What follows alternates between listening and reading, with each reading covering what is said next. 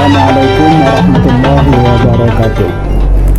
Hadirin sekalian, judul kita kali ini adalah hidayah. Ini berasal dari kata hada yang artinya memberi petunjuk. Kemudian arti yang lebih luas adalah sesuatu yang mengantarkan kepada sesuatu yang diharapkan.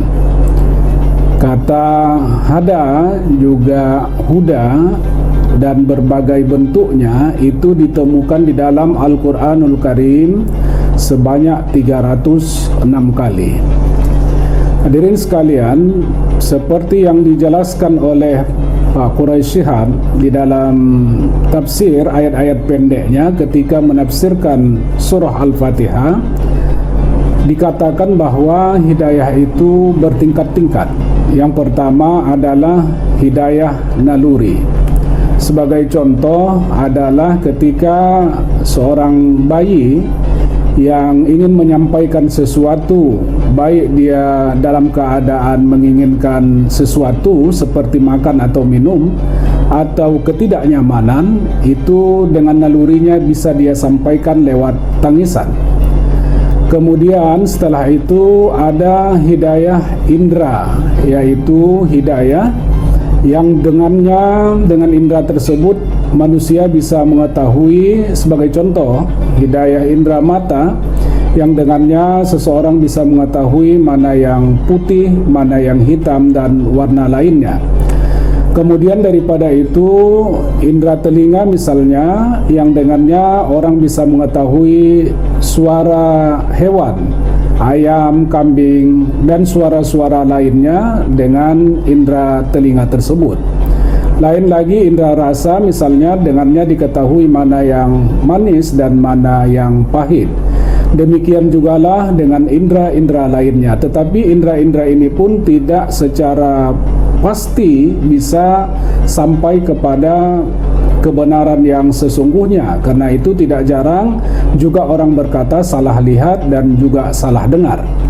Di atas hidayah indra itu kemudian ada hidayah akal namanya.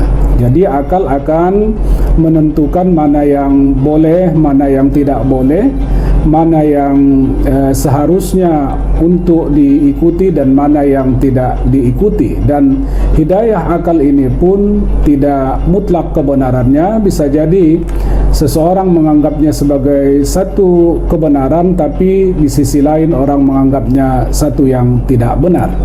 Karena itu, untuk sampai kepada kebenaran yang sesungguhnya, kemudian Allah Subhanahu wa Ta'ala menurunkan hidayah yang sempurna. Itulah dia hidayah agama dengan perintah, larangan, iktibar, dan lain-lain yang meliputi akidah, muamalah, akhlak, dan lain-lain yang tercantum di dalamnya. Hadirin sekalian, tingkatan-tingkatan hidayah ini dimulai dari naluri sampai kepada indra, akal, dan juga hidayah agama. Kalau dibagi itu bisa kepada dua bahagian. Ada hidayah dalam bentuk, yang pertama adalah dalam bentuk pemberian informasi tentang sesuatu, tentang kebenaran, tentang kebatilan.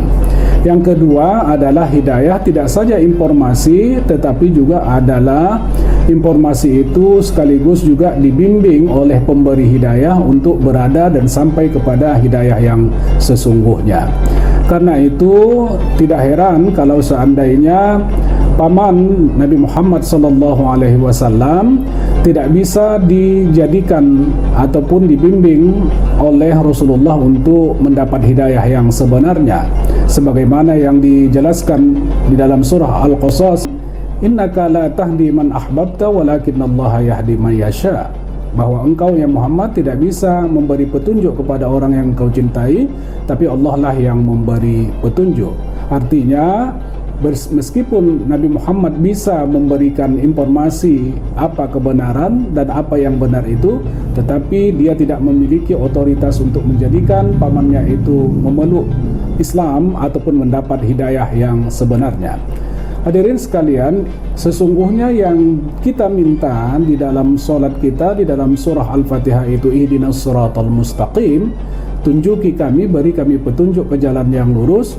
Bukan saja sesungguhnya adalah meminta kepada Allah untuk diberikan informasi, kalau itu mungkin sudah kita ketahui mana yang baik, mana yang buruk, mana yang lurus, mana yang bengkok, tetapi lebih dari itu kita mohon kepada Allah di dalam kalimat ihdinas shiratal mustaqim itu adalah agar kita bisa masuk, agar kita bisa sampai ke tujuan di dalam hidayah tersebut yang mengantarkan kepada kehidupan yang selamat, tidak saja di dunia tapi di akhirat.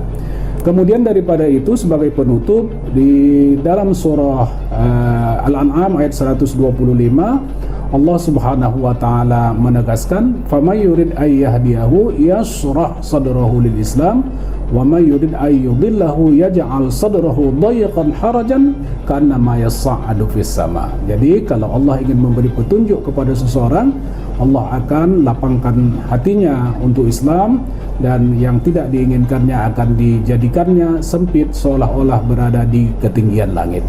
Mudah-mudahan kita semua bisa berada mendapatkan hidayah dengan dilapangkan Allah hati, dan sekaligus ini bisa mengantarkan kita untuk keselamatan kehidupan dunia dan akhirat. Wassalamualaikum warahmatullahi